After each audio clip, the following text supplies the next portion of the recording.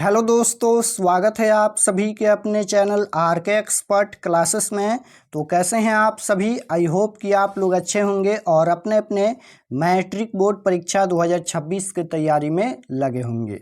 तो अभी की इस क्लास में मैट्रिक बोर्ड परीक्षा 2026 के लिए क्लास 10th मैथ यानी गणित के हम लोग चैप्टर नंबर 7 जिसका नाम है निर्देशांक ज्यामिति। इस चैप्टर में जितने भी वीवीआई महत्वपूर्ण ऑब्जेक्टिव क्वेश्चन है अभी के इस क्लास में हम लोग कॉन्सेप्ट के साथ और सॉल्यूशन के साथ पढ़ेंगे। तो आप लोग से एक ही रिक्वेस्ट है कि आप लोग इस क्लास को पूरा वॉच कीजिएगा। इस क्लास में हम लोग मैट्रिक परीक्षा 2026 के लिए मैथ का चैप्टर नंबर 7 जिसका नाम है निर्देशांक ज्यामिति, इस चैप्टर में जितने भी महत्वपूर्ण ऑब्जेक्टिव क्वेश्चन है अभी के इस क्लास में हम लोग पढ़ेंगे कंसेप्ट के साथ सॉल्यूशन के साथ।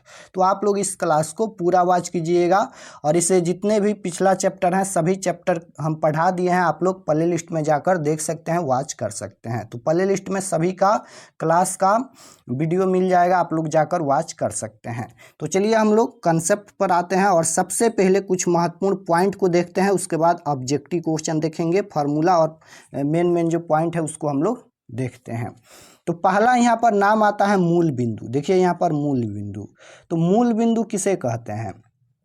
जिस बिंदु पर क्षैतिज एक्स अक्ष एवं उद्ग्रह रेखा वाई अक्ष प्रतिच्छेद करती है उस बिंदु को हम लोग मूल बिंदु कहते हैं। यहाँ पर देखिए मूल बिंदु का निर्देशांक 0,0 होता है। आपको याद रखना है, ये सभी लिख लेना है। मूल बिंदु के निर्देशांक या नियामक पूछा जाएगा, मूल बिंदु के निर्देशांक या नियामक पूछा जाएगा तो क्या होता है 0,0 होता है। कई बार ऑब्जेक्टिव में पूछा गया है। तो मूल बिंदु के निर्देशांक या नियामक क्या होता है 0,0 होता है, क्योंकि इस बिंदु पर x एंड y दोनों का मान क्या होता है 0 यानी 0 होता है। यहाँ पर देखिए किसी बिंदु के निर्देशांक में दो मान x, y, x, y के जगह पर संख्या भी हो सकता है, होते हैं जिनमें पहले x को भुज या x अक्ष के निर्देशांक या नियामक कहते हैं, दूसरे y को क्या कहते हैं कोटि या y के निर्देशांक या नियामक कहते हैं। यहाँ पर समझिएगा, जैसे कोई यहाँ पर निर्देशांक में दो मान x y, x के जगह पर मान लेते हैं 5 और y के जगह पर 6, इस तरह से देता है। और इसमें पूछा जाएगा कि भुज कौन है कोटि कौन है, या फिर पूछा जाएगा कि x अक्ष के नियामक बताइए या फिर y अक्ष के नियामक बताइए। तो देखिए यहाँ पर जिनमें पहले यानी पहला x होता है, x अक्ष को हम लोग क्या बोलते हैं भुज बोलते हैं। पहला जो होता है उसे क्या बोलते हैं याद रखिएगा, इसे क्या बोलेंगे तो भुज बोलेंगे, भुज बोलेंगे, या फिर पहला को x अक्ष के निर्देशांक या नियामक बोलेंगे। दूसरा y अक्ष को हम लोग कोटि बोलते हैं या फिर y निर्देशांक कहते हैं यानी y के नियामक कहते हैं। तो याद रखिएगा पहला भुज होता है, पहला क्या होता है भुज होता है, दूसरा कोटि होता है। उसके बाद यहाँ पर समझिएगा, यहाँ पर लिखा गया है कि भुज या x निर्देशांक यानी नियामक किसी बिंदु की y अक्ष से दूरी उस बिंदु की भुज या x निर्देशांक कहलाती है, कोटि या y अक्ष के नियामक। तो किसी बिंदु की x अक्ष से दूरी उस बिंदु की कोटि या y निर्देशांक यानी नियामक कहलाती है। तो यहाँ तक समझ लीजिए। उसके बाद हम लोग कुछ फार्मूला को देखते हैं। तो यहाँ पर देखिए x अक्ष स्थित किसी बिंदु का निर्देशांक x, 0 एंड y अक्ष पर स्थित किसी बिंदु का निर्देशांक यानी नियामक 0, y होता है। यानी यहाँ पर समझिएगा x अक्ष पर स्थित किसी बिंदु का निर्देशांक क्या होता है तो x, 0 होता है, याद रखिएगा। y अक्ष पर पूछा जाएगा स्थित किसी बिंदु का निर्देशांक क्या होता है तो 0, y होता है। यानी पूछा जाएगा x अक्ष का समीकरण क्या होगा, x अक्ष का अगर समीकरण पूछा जाएगा तो y वाला वैल्यू 0 होना चाहिए। यहाँ पर देखिए पहला x है और y का मान 0 है, तो ये x अक्ष का समीकरण है, आप लोग याद रखिएगा, ऑब्जेक्टिव में पूछा जाता है। और ये जो है y अक्ष के समीकरण है तो x का मान 0 होना चाहिए। तो यहाँ पर देखिए x का मान क्या है 0 है।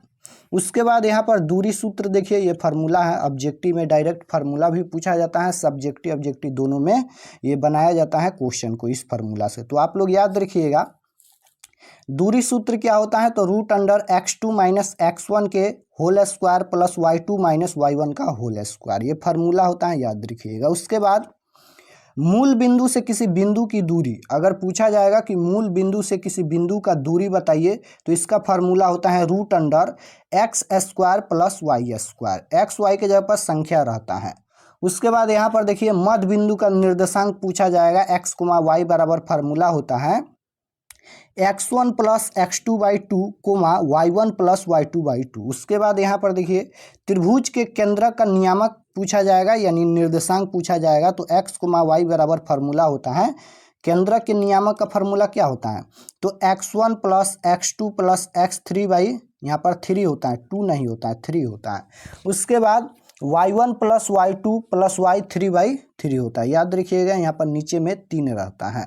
उसके बाद त्रिभुज का क्षेत्रफल होता है 1/2 into x1 into y2 minus y3 plus में x2 y3 minus y1 plus x3।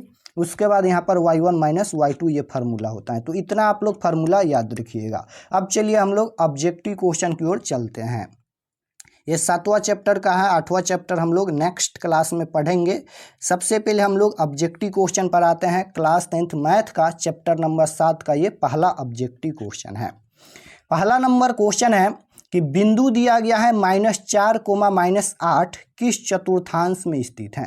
देखिए चतुर्थांश पूछा जाएगा या फिर पाद पूछा जाएगा, यानी किस पाद में स्थित है या फिर किस चतुर्थांश में स्थित है। बिंदु दिया गया है, पहला -4 है, दूसरा -8 है।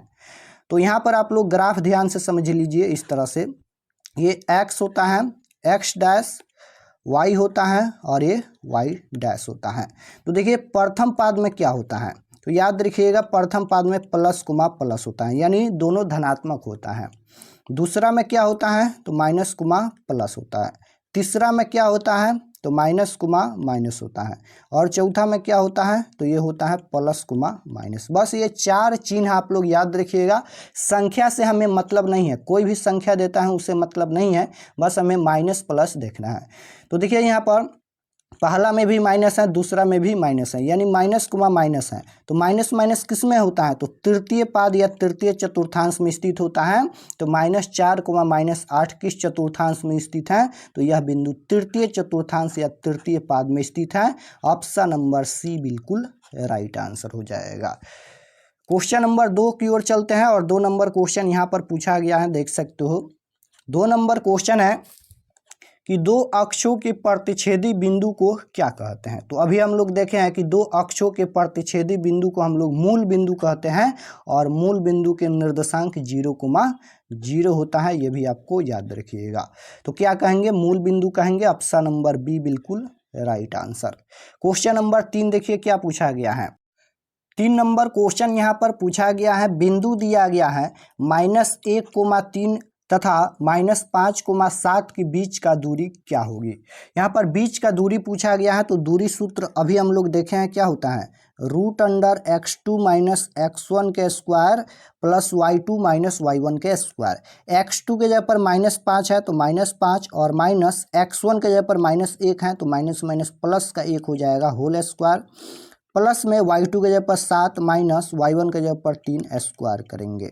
तो यहाँ पर देखिएगा -5 है और यहाँ पर +1 है, तो माइनस और प्लस माइनस होता है, तो घटाएंगे तो ये माइनस का 4 हो जाएगा, स्क्वायर करेंगे प्लस में, इसे घटाएंगे तो ये भी 4 हो जाएगा, स्क्वायर करेंगे 4 का स्क्वायर हो जाएगा 16 और प्लस में ये भी 16 हो जाएगा। -4 का स्क्वायर करेंगे तो ये प्लस का ही 16 होगा, 16 दूना 32 हो जाएगा। रूट अंडर 32, रूट 32 नहीं दिया गया है तो 32 को हम लोग तोड़ लेते हैं इस तरह से। यहाँ पर देखिएगा तो 2 से कटाएंगे तो ये 16 हो जाएगा, 2 से कटाएंगे तो यहाँ पर 8 हो जाएगा, 2 से कटाएंगे तो ये 4 हो जाएगा और 2 से कटाएंगे तो यहाँ पर 2 हो जाएगा। 1 2 3 4, 4 को 2 है तो 4 बाहर हो जाएगा, रूट अंडर में ये 2 बचेगा। तो इसका आंसर क्या होगा, 4√2, जो कि ऑप्शन नंबर ए में दिया गया है।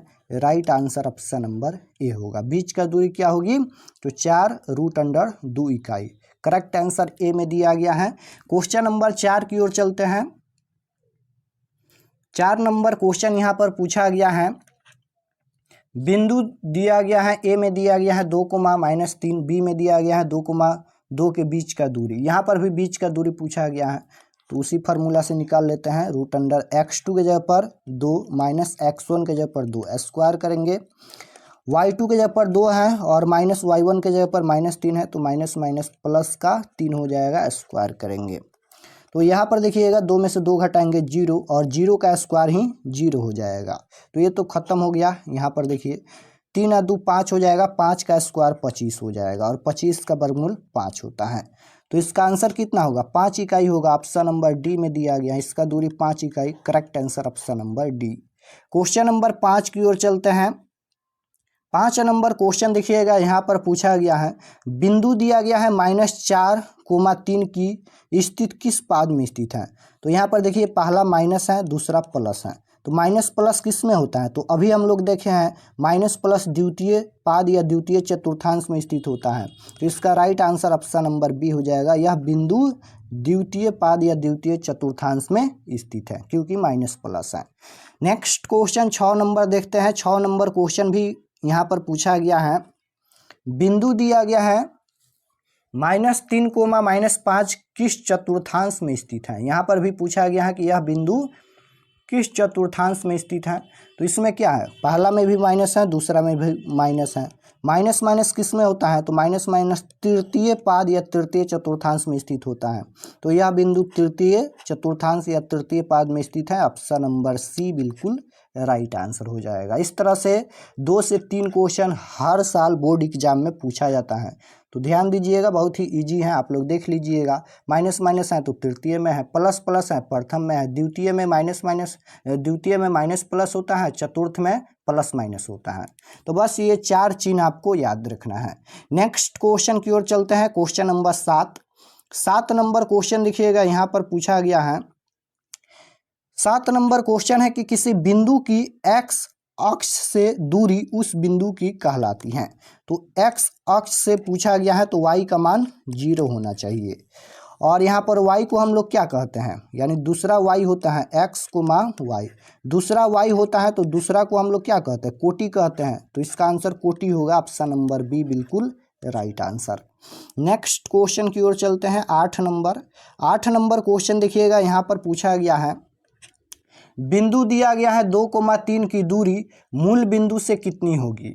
अब यहाँ पर पूछा गया है कि बिंदु 2,3 की दूरी मूल बिंदु से कितनी होगी। यहाँ पर मूल बिंदु से पूछा गया है। तो अभी हम लोग मूल बिंदु से देखे हैं फार्मूला। मूल बिंदु से दूरी क्या होता है? Root under x square plus में वाई स्क्वायर होता है। तो यहाँ पर देखिए x के जगह पर 2 है, 2 का स्क्वायर करेंगे और प्लस में 3 का स्क्वायर करेंगे।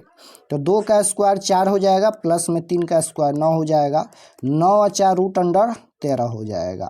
तो root under 13 option number C में ही दिया गया है। Right answer option number C हो जाएगा। ये क्वेश्चन देख सकते हो 15, 19 और 20 और 22 में भी पूछा गया क्वेश्चन है। नेक्स्ट क्वेश्चन की ओर चलते हैं। 9 नंबर की 9 नंबर यहाँ पर पूछा गया है कि दो बिंदु P में दिया गया है 2,3 और Q में दिया गया है 4,1 के बीच का दूरी क्या होगा। अब यहाँ पर भी बीच का दूरी पूछा गया है तो दूरी सूत्र लगाइए। रूट अंडर x2 के जगह पर 4 है, माइनस x1 के जगह पर 2 है स्क्वायर, प्लस में y1 के जगह पर 1 माइनस y2 के जगह पर यहाँ पर 1 दिया गया है और y1 के जगह पर 3 है तो स्क्वायर करिए। यहाँ पर देखिए 4 में से 2 घटाएंगे तो 2 का स्क्वायर और प्लस में यहाँ पर 1 में से 3 घटाएंगे तो ये हो जाएगा -2 का स्क्वायर। तो 2 का स्क्वायर ये भी 4 और प्लस में ये भी 4 हो जाएगा। रूट अंडर ये हो जाएगा 8 हो जाएगा। अब 8 नहीं दिया गया है, 8 को अगर हम लोग तोड़ेंगे तो 2 से कटाएंगे तो 4 हो जाएगा, 2 से कटाएंगे तो 2 हो जाएगा, 2 को 2 है तो ये 2 बाहर हो जाएगा और रूट अंडर में 2 हो जाएगा। तो इसका आंसर 2√2 होगा जो कि ऑप्शन नंबर ए में दिया गया है। Right answer option number A होगा। नेक्स्ट क्वेश्चन 10 नंबर देखिए। 10 नंबर क्वेश्चन यहाँ पर पूछा गया है बिंदु दिया गया है x, y की मूल बिंदु से दूरी निम्नलिखित में क्या होगी। यहाँ पर डायरेक्ट फार्मूला ही पूछा गया है तो हम लोग देखे हैं मूल बिंदु से दूरी क्या होता है फार्मूला। तो x square plus y square option number B में दिया गया है। Root under x square plus y square. Correct answer option number B होगा। नेक्स्ट क्वेश्चन है 11 नंबर क्वेश्चन यहाँ पर पूछा गया है यदि किसी बिंदु P के निर्देशांक दिया गया है 2,5, P के निर्देशांक 2,5 हो तो 5 को हम लोग क्या कहेंगे? तो पहला क्या होता है? भुज होता है, दूसरा क्या होता है? कोटि होता है। तो पूछा गया है 5 को क्या कहेंगे? दूसरा 5 है तो यहाँ पर क्या कहेंगे? कोटि कहेंगे। तो P की कोटि, ऑप्शन नंबर बी बिल्कुल राइट आंसर होगा, क्योंकि पहला भुज होता है और दूसरा कोटि होता है। नेक्स्ट क्वेश्चन 12 नंबर क्वेश्चन देखिएगा, यहाँ पर पूछा गया है निम्नलिखित में से कौन सा बिंदु तृतीय चतुर्थांश में स्थित है? यहाँ पर पूछा गया है कि निम्नलिखित में कौन सा बिंदु जो है वह तृतीय चतुर्थांश में स्थित है। ये ऑप्शन देखिएगा 4,6 दिया गया है, प्लस प्लस है तो ये प्रथम में स्थित है, द्वितीय में माइनस माइनस है, बिल्कुल ये तृतीय में स्थित है। ऑप्शन नंबर बी बिल्कुल राइट आंसर हो जाएगा। बी में दिया गया है, ऑप्शन नंबर बी में माइनस माइनस दिया गया है तो यह बिंदु तृतीय चतुर्थांश में स्थित है। Correct answer option number B होगा। यह बिंदु प्लस माइनस है तो ये चतुर्थ में स्थित है, माइनस प्लस है तो ये द्वितीय में स्थित है। नेक्स्ट क्वेश्चन 13 नंबर देखिए, 13 नंबर क्वेश्चन यहाँ पर पूछा गया है कि वाई अक्ष से बिंदु 3,5 की दूरी क्या होगी? यहाँ पर बिंदु दिया गया है 3,5 की दूरी पूछा गया है, वाई अक्ष से दूरी पूछा गया है। तो x का वैल्यू होता है, x का वैल्यू 3 दिया गया है तो 3 इसका आंसर होगा। ऑप्शन नंबर बी बिल्कुल राइट आंसर होगा।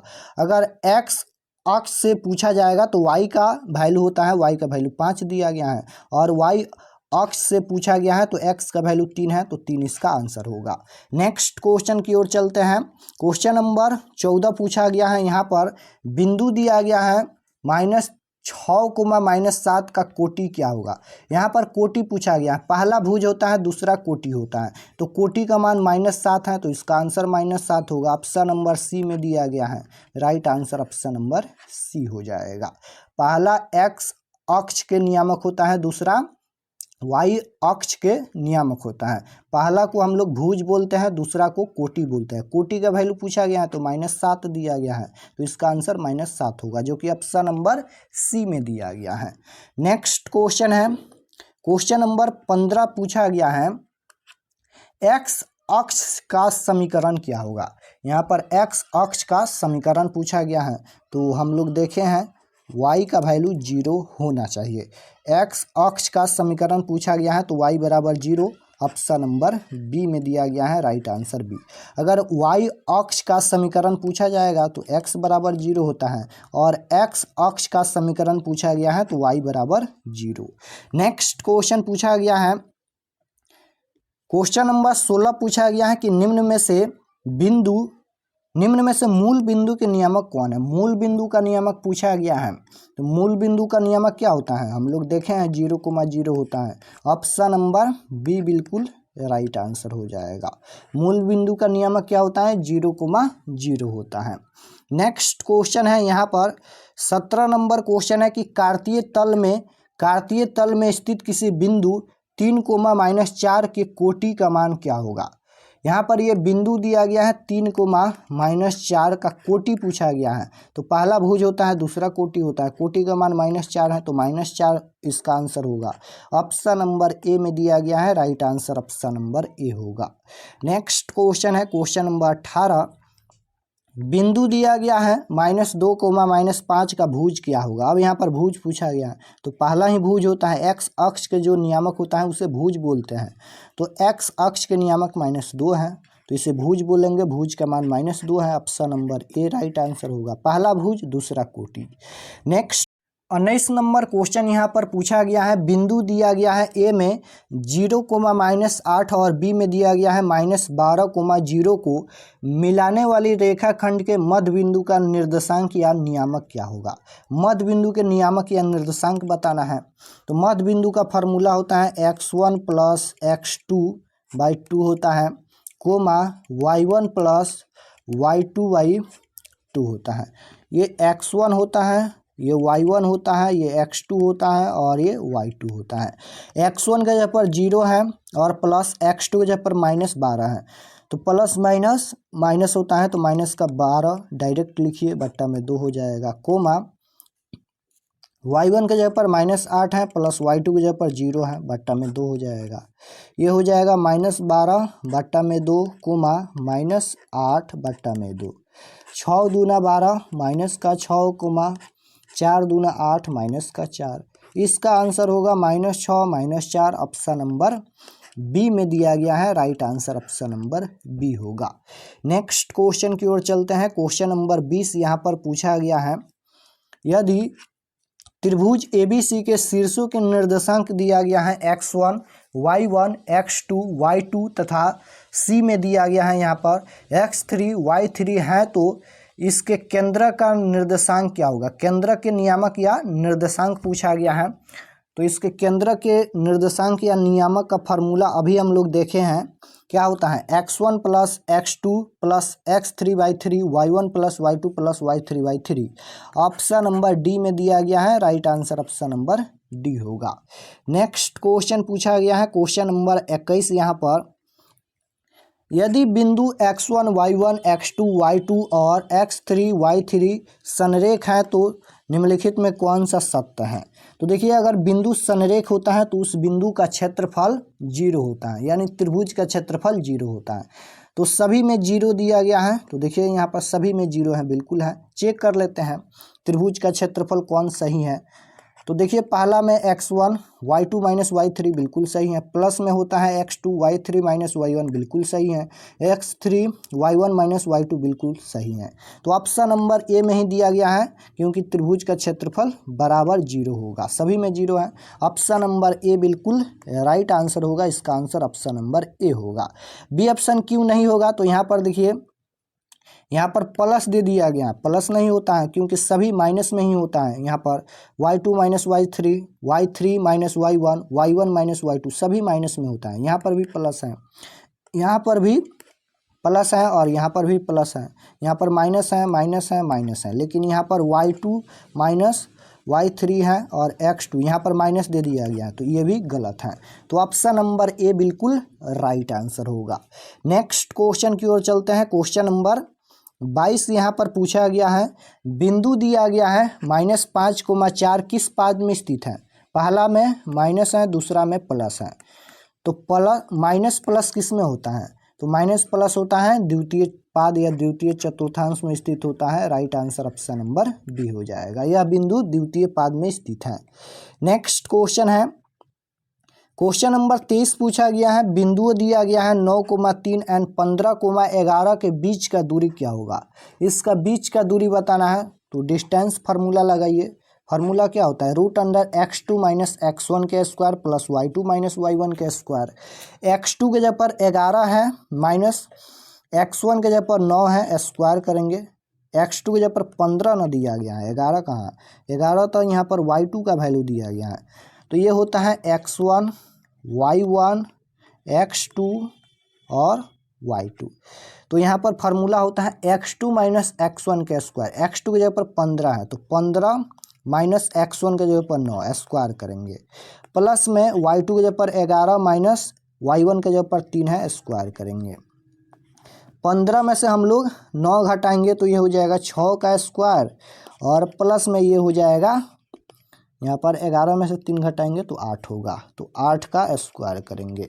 6 का स्क्वायर हो जाएगा 36, प्लस में 8 28 64 हो जाएगा ये।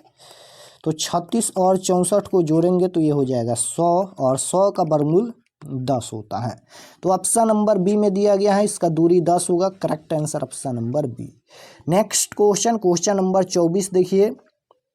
24 नंबर क्वेश्चन पूछा गया है, बिंदु दिया गया है -6, -7 का कोटि क्या होगा। पहला x अक्ष के नियामक होता है जिसे भुज बोलते हैं, दूसरा y अक्ष के नियामक होता है जिसे कोटि बोलते हैं। तो कोटि का वैल्यू -7 है, तो -7 ऑप्शन नंबर सी में दिया गया है।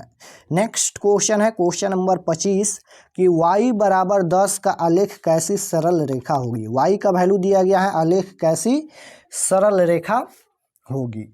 तो यहाँ पर देखिएगा, अगर y का वैल्यू दिया रहेगा तो एक्स अक्ष के समानांतर होगा। एक्स अक्ष के समानांतर ऑप्शन नंबर ए में दिया गया है, right answer option number A होगा। समझिए इसको, अगर y का वैल्यू दिया रहेगा तो x अक्ष के समानांतर होगा, अगर x का वैल्यू दिया रहेगा तो y अक्ष के समानांतर होगा। दोनों आपको याद रखना है। y का अगर देता है वैल्यू, कोई भी संख्या देता है, y बराबर 10 दिया गया है, y बराबर 15 20 कोई भी संख्या देता है तो वह x अक्ष के समानांतर होगा, और x का वैल्यू दिया रहेगा तो y अक्ष के समानांतर होगा। दोनों आपको याद रखना है। नेक्स्ट क्वेश्चन, क्वेश्चन नंबर 26 देखिए पूछा गया है, निम्नलिखित में कौन सा बिंदु तृतीय चतुर्थांश में स्थित है। पूछा गया है कि निम्नलिखित में कौन सा बिंदु जो है वह तृतीय चतुर्थांश में स्थित है। तो पहला देखिएगा यहाँ पर 4 और 6 है, तो ये प्लस प्लस है, प्लस प्लस प्रथम में होता है, तो ये तो गलत है।